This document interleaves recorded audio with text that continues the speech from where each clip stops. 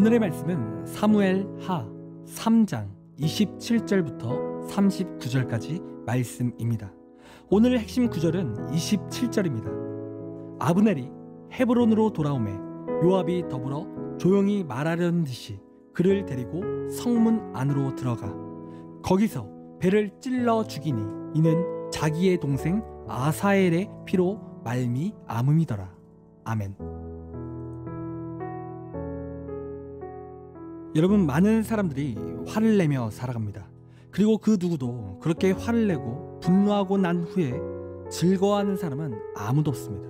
대부분 그 분노에 후회를 하게 되어 있다는 거예요. 그리고 사람들이 이렇게 분노를 할 때 그 가장 큰 이유 중에 하나는 무엇이냐면 내가 손해본다라는 그러한 생각에서 이 분노가 시작이 된다는 거예요. 그리고 이러한 분노에 관해서 심리학자들이 어떻게 정의를 내리냐면 분노란 내가 불공평한 대우를 받았다라고 느꼈을 때 내 속에서 일어나는 정서적인 반응이다 라고 그렇게 정의를 하고 있습니다. 한마디로 우리가 화가 난다는 것은 굉장히 정서적인 반응이고 자연스러운 인간의 모습이라는 거죠. 그래서 사람이 화가 나는 것 자체는 여러분 죄가 아니라는 거예요. 그러나 문제는 화가 났을 때 화를 조절하지 못하는 것이 죄라는 겁니다. 화가 나는 것이 죄가 아니라 화를 조절하지 못해서 분노로 표출하는 것이 죄라는 거예요. 여러분, 에베소서 4장 26절의 말씀을 보면 분을 내어도 죄를 짓지 말라고 그렇게 말하고 있어요. 여러분, 이렇듯 화를 내는 건 여러분 정서적인 반응이에요. 그러나 화를 조절하지 못해 분노를 내는 것은 여러분 죄라는 거죠. 여러분, 그렇다면 우리는 분노로 표출하지 않고 어떻게 우리의 화를 조절할 수 있을까요? 여러분, 그 방법은 우리 안에 성령 하나님이 찾아오시면 우리는 우리의 화를 조절할 수 있다는 겁니다. 여러분, 요한복음 14장 26절의 말씀을 보면 보혜사 곧 아버지께서 내 이름으로 보내실 성령 그가 너희에게 모든 것을 가르치시고 내가 너희에게 말한 모든 것을 생각나게 하리라 라고 말씀하고 있습니다. 여러분, 여기서 보혜사라는 것은 돕는 영이라는 뜻을 가지고 있어요. 그러니까 이 말 뜻은 무엇이냐면 나의 생각과 모든 행동을 성령 하나님께서 가르쳐 주신다는 거예요. 우리가 화가 날 때 분노를 표출하지 않도록 성령님이 우리를 도와주신다는 거죠. 그래서 우리는 성령 충만함의 삶을 살아야 하는데 이 성령 충만함이란 매일매일 하나님을 의지하고 하나님을 구하는 삶을 살아야 우리가 성령 충만을 입을 수 있다는 거예요. 여러분, 그러므로 우리가 분노를 이길 수 있는 방법은 성령 충만함, 즉 성령님께서 매일매일 주시는 은혜로 우리가 승리할 수 있다는 겁니다. 여러분, 그리고 오늘 본문을 보아도 이 분노에 관한 이야기를 다루고 있는데요. 오늘 본문을 보면 분노 때문에 실패한 사람이 나옵니다. 여러분, 그게 누구냐면 요압이라는 사람이라는 거예요. 여러분, 이 요압은 다윗의 군대 장관이에요.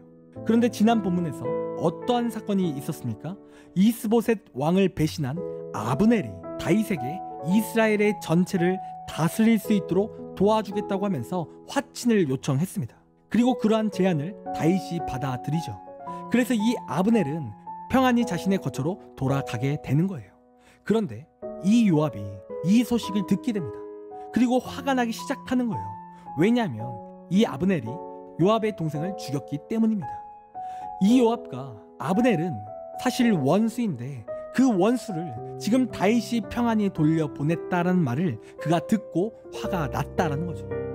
그래서 어제 본문 26절에 요압이 어떠한 일을 벌이게 됩니까? 다윗의 이름으로 이 아브넬을 다시 헤브론으로 불러냈다는 거예요. 여러분, 다윗은 그러한 명령을 내린 적이 없습니다. 그러니까 지금 거짓으로 자신 멋대로 왕의 이름을 사칭해서 그를 불러냈다는 거죠. 그리고 27절의 말씀을 보니까 이 요압이 아브넬을 그때 죽였다는 거예요. 여러분, 지금 이 요압은 분노에 빠져버린 겁니다.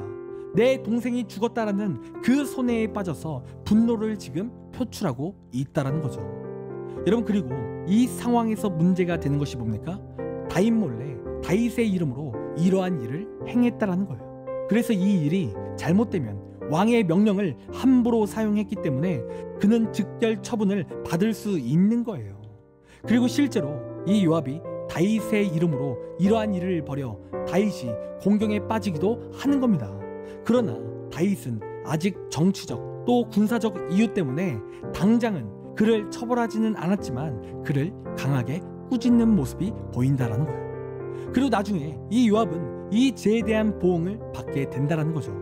한마디로 이 요압은 이 살인 사건으로 인해 후회스러운 상황을 만들게 된다라는 거예요. 여러분, 그리고 더욱 큰 문제가 되는 것은 무엇이냐면 이 살인을 할 때 요압은 어디서 살인을 하게 되었냐면 헤브론에서 그를 죽였다라고 하고 있어요. 여러분, 이 헤브론이라는 곳이 어떤 곳이냐면 도피성이라고 해서 하나님께서 무분별한 복수를 막기 위해서 세운 성입니다.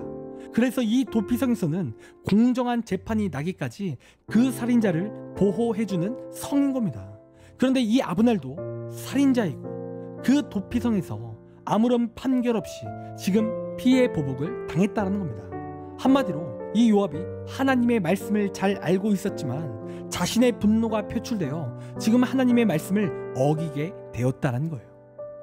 여러분, 결국 이 요압은 실패한 인생이 된 겁니다. 그리고 그렇게 실패한 이유는 화가 났지만 그 화를 분노로 표출했기 때문에 일어난 일이라는 거예요. 여러분, 그가 화가 나는 순간에 분노가 아닌 하나님을 의지했다면 여러분, 그는 후회하는 일을 벌이지 않았을 겁니다. 여러분, 우리의 삶에도 우리에게 화가 찾아올 때가 있습니다. 그리고 이러한 화는 앞서 말씀드린 대로 지극히 정상적인 반응인 거예요. 그러나 이 화를 우리가 분노로 표출하는 순간 그것은 죄가 되는 겁니다. 그리고 우리는 이러한 화를 우리가 조절해야 하는데 그 조절할 수 있는 방법은 성령님이 주시는 지혜로 우리가 나아가야 한다는 거예요. 내가 화가 나는 순간 하나님을 의지하는 거죠. 하나님, 내가 지금 화가 나는데 어떻게 해야 합니까?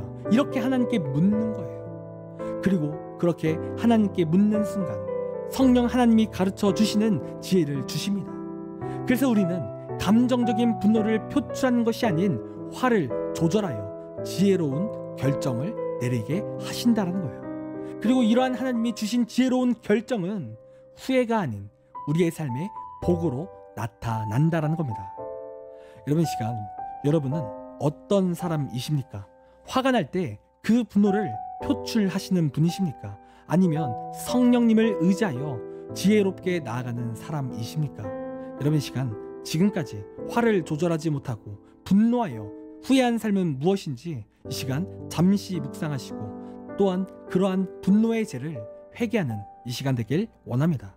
그리고 더 이상 내 분노로 살아가는 것이 아닌 하나님을 의지하며 승리하는 우리의 삶이 되길 간절히 소원합니다. 기도하겠습니다. 하나님, 우리의 삶이 화가 나는 순간 그 화를 표출하며 죄를 짓는 것이 아니라 하나님, 화가 났을 때 하나님께 엎드려 기도하는 우리의 삶이 되길 원합니다. 그리하여 하나님의 뜻 가운데 그 화를 해결하게 하시고 하나님을 또한 의지함으로 승리하는 우리의 삶이 될 수 있도록 인도하여 주시옵소서. 감사합니다. 사랑이 많으신 예수님의 이름으로 기도드립니다. 아멘. 시간 우리 함께 1분 동안 말씀을 생각하며 함께 기도하기 원합니다. 기도하겠습니다.